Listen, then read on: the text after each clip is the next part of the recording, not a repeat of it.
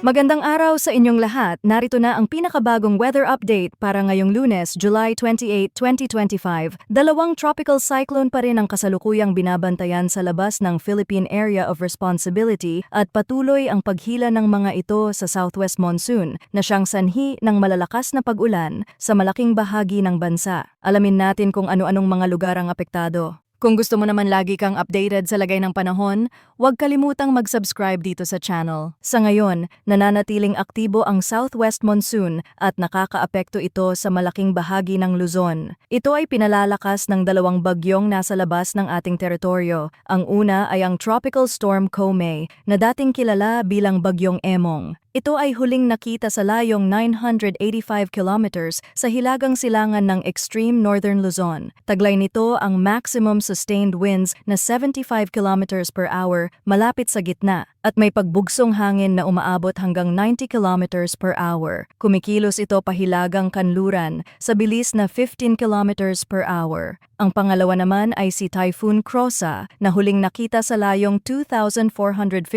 kilometers sa silangang hilagang silangan ng extreme northern Luzon. Taglay nito ang lakas ng hangin na umaabot sa 130 kilometers per hour malapit sa gitna at bugso ng hangin na hanggang 160 kilometers per hour. Ito ay kumikilos pahilaga sa bilis na 30 kilometers per hour. Dahil sa dalawang bagyong ito na patuloy na humihila sa southwest monsoon, inaasahan ang paminsan-minsang malalakas na pag-ulan sa ilang bahagi ng northern at central Luzon. Kabilang sa mga apektadong lugar ang mga lalawigan ng Ilocos Region, Abra, Benguet, Zambales at Bataan. Sa mga lugar na ito ay mataas ang posibilidad ng pagbaha at landslide, lalo na sa mga mabababang lugar at bulubunduking komunidad. Sa Metro Manila, Cagayan Valley, Cavite, Laguna, Batangas, Rizal, Occidental Mindoro, Oriental Mindoro at natitirang bahagi ng Cordillera at Central Luzon, asahan ang maulap na kalangitan na may mga pag-ulan at thunderstorm. Kahit hindi tuloy-tuloy ang buhos ng ulan, may posibilidad pa rin ng flash floods at landslides, lalo na kung may naipong tubig mula sa mga nagdaang pag-ulan. Para naman sa natitirang bahagi ng bansa, magiging bahagyang maulap hanggang sa maulap ang kalangitan na may posibilidad ng mga biglaang pag-ulan or thunderstorm. Mag-ingat pa rin sa mga isolated thunderstorm na maaaring magdulot ng pagbaha, lalo na sa mga low-lying areas. Ayon sa pinakabagong ulat ng Pag-asa ngayong umaga,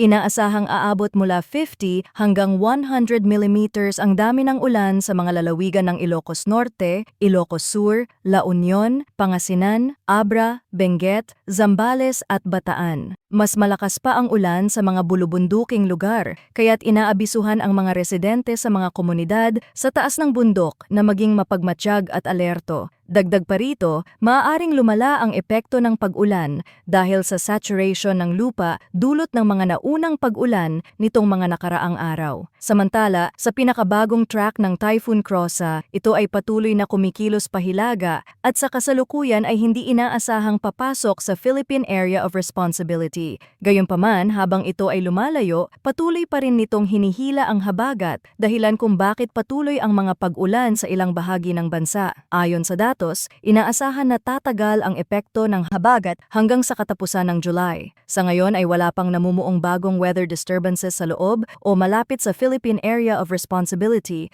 ngunit may posibilidad ng pagbuo ng low pressure area sa unang linggo ng August. Kung ito man ay mabuo, inaasahang kikilos ito pahilaga at walang direktang epekto sa ating bansa. Dahil dito, napakahalaga ng patuloy na pagsubaybay sa mga weather advisory at babala mula sa Pag-asa at sa ating channel. Manatiling handa, alerto at laging updated para sa inyong kaligtasan. Maraming salamat sa walang sawang pagsubaybay at manatiling ligtas ngayong tag-ulan mga kababayan.